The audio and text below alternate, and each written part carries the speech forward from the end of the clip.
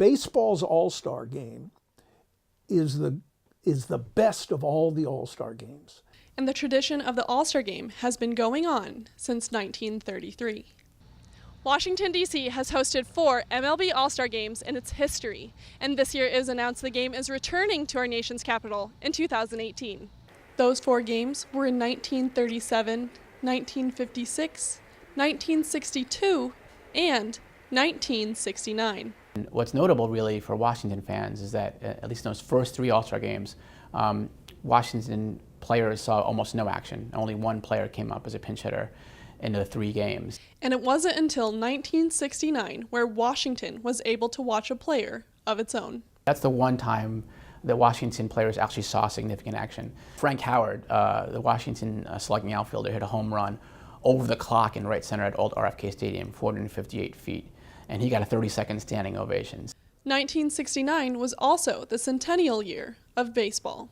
It was originally scheduled to be played in Cincinnati at Riverfront Stadium, but the stadium was not completed. And so they had to move the game at the last minute, virtually the last minute, to Washington.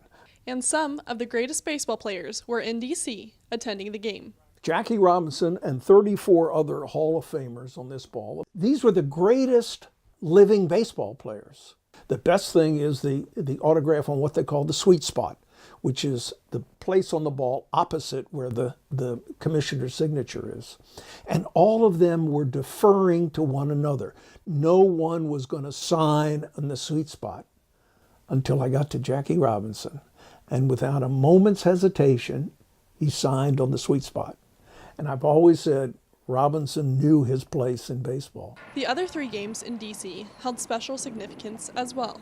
Right, so 1937, President FDR attended the game, and he was the first president to throw out a first ball. In '56, they played the All-Star game here.